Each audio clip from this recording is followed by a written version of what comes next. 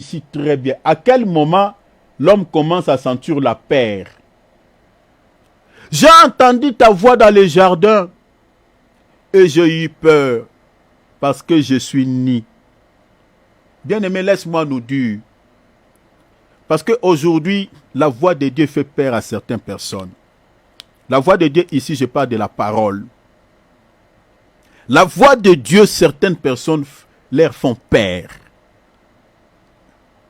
Si la voix de Dieu ou la parole de Dieu, que j'explique la voix de Dieu, te fait peur, c'est que tu es encore dans tes péchés. Parce que ici, la voix de Dieu est en train de communiquer la paix à l'homme. Pourquoi? Parce que l'homme s'est retrouvé dans les péchés. Parce que Dieu parlait chaque soir avec l'homme. Chaque soir, Dieu descendait. Il se communiquait avec l'homme.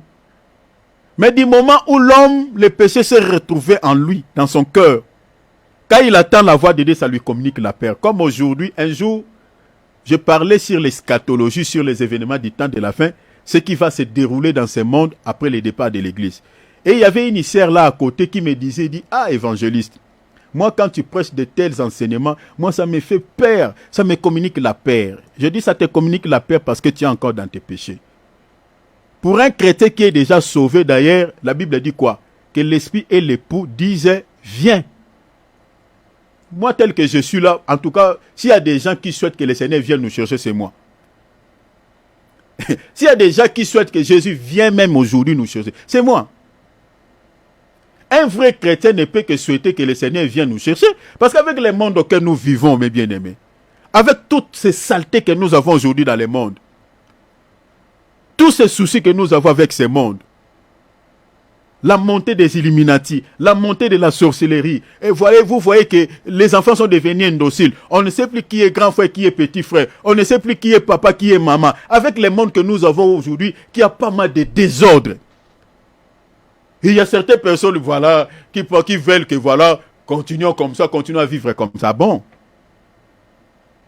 Un tel monde. Nous sommes en train de dire, Seigneur, viens nous chercher.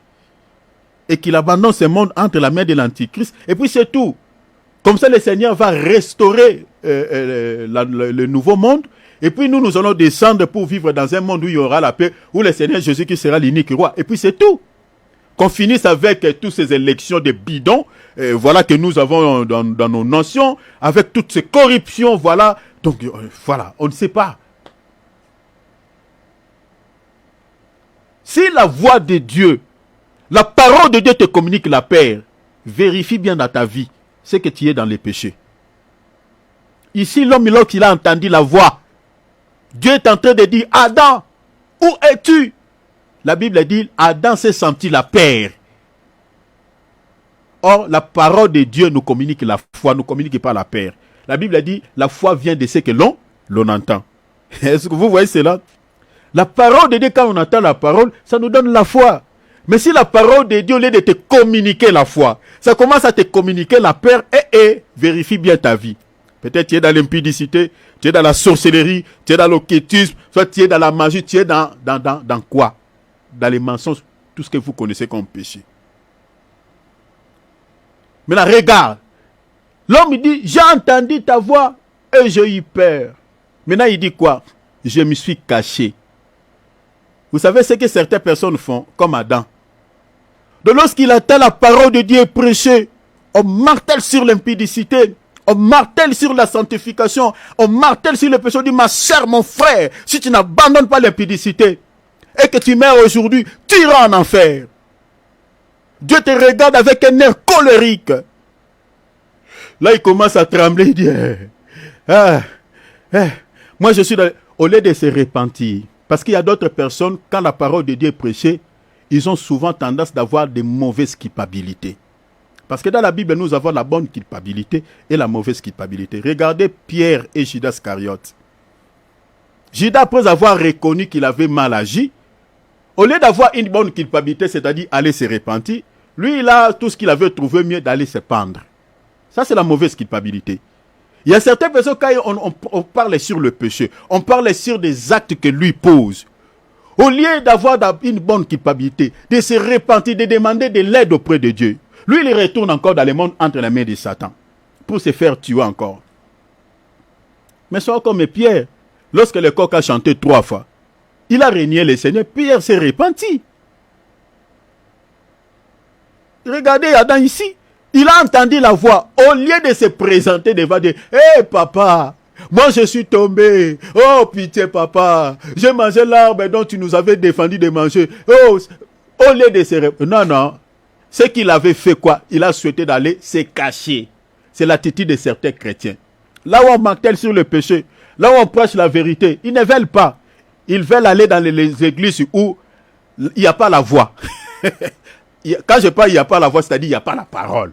Parce que dans certaines églises, vous voyez seulement les prédicateurs qui prêchent, mais devant Dieu, ces prédicateurs-là ne prêchent pas. Il n'y a pas la voix de Dieu. Certaines églises, vous chercherez la voix. Il n'y a pas la voix, vous n'entendez jamais la voix de Dieu. Mais vous voyez un homme du haut de la chair qui prêche. Mais si vous vérifiez dans ce qu'il dit, vous n'entendez pas la voix de Dieu. Il n'y a pas la voix. Parce que là où il y a la voix de Dieu, les gens doivent se repentir de leurs péchés. Là où il y a la voix de Dieu, les gens doivent se sentir que voilà, nous sommes coupables, nous sommes tombés, nous marchons dans la désobéissance de la parole de Dieu, nous devons se repentir. C'est là où il y a la voix. Mais là où dans les églises où les gens, les sœurs portent des mini-jupes, comme nous sommes en été ici en Europe, les gens viennent avec leurs mini-jupes.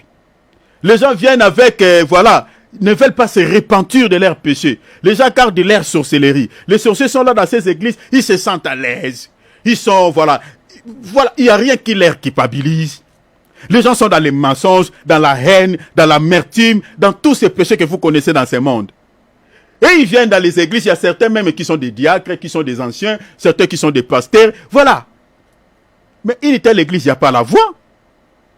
Et il n'y a pas la voix. Parce que c'est dans des églises pareilles où les gens viennent se cacher comme Adam. Ils se cachent devant la voix de Dieu. Ils se cachent. Dans des églises où il n'y a pas la voix, c'est-à-dire des églises où on ne prêche pas sur la sainteté, on ne prêche pas sur les péchés, on ne parle pas sur l'enfer. C'est dans les églises où il n'y a pas la voix de Dieu.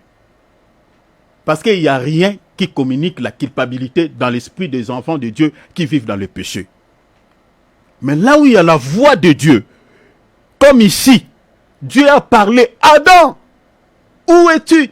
Lorsque la parole de Dieu est prêchée, vous êtes plusieurs dans une assemblée, mais toi tu attends comme si Dieu est en train de s'adresser à toi seul. C'est dans les églises comme ça où il y a la voix de Dieu. Mais si tu vis confortablement dans tes péchés, tu pries tous les jours dans cette assemblée-là, ma sœur, mon frère, tu es dans une église où il n'y a pas la voix de Dieu. Parce que la voix de Dieu va te communiquer la crainte. Ici, Adam, quand il a entendu, il a senti la peur. Il a senti la crainte. Sauf qu'au lieu de se présenter devant Dieu, mais lui, il a préféré se cacher. C'est l'attitude de certaines personnes qui aiment aller se cacher dans des témoins de Jéhovah, là où il n'y a pas la voix. Qui aiment aller se cacher dans des fausses religions, confessions religieuses, là où on n'entend pas la voix de Dieu. C'est le comportement d'Adam.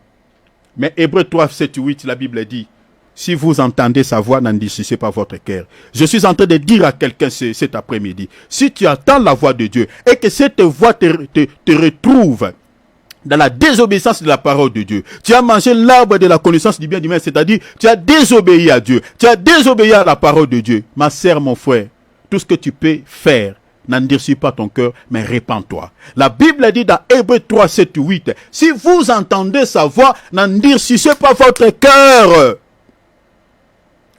N'endurcis pas ton cœur comme Adam. Il est allé se cacher. Ne ferme pas ton cœur. Si tu entends sa voix, cette voix, c'est la parole qui est prêchée ce soir. Pourquoi tu dois fermer ton cœur? Pourquoi tu dois endurcir ton cœur? Apocalypse 3, 20 qui dit, voici je me tiens à la porte et je frappe. Si quelqu'un attend ma voix, cette voix qui avait appelé Adam, Adam où es-tu? Cette voix-là aujourd'hui, c'est la voix que le Seigneur se sert aujourd'hui. C'est la voix, c'est-à-dire au travers de cet instrument qui est devant vous. Si tu attends la voix de Dieu, répands-toi. Si tu te retrouves dans le péché, répands-toi. N'endurcis pas ton cœur, la Bible dit. Il se tient à la porte. La porte ici, c'est ton oreille. C'est là où il frappe. La porte de ton âme, c'est ton oreille. Il frappe. Si tu attends sa voix, permets au Seigneur de pouvoir accéder dans ton cœur. de pouvoir te libérer de ce péché.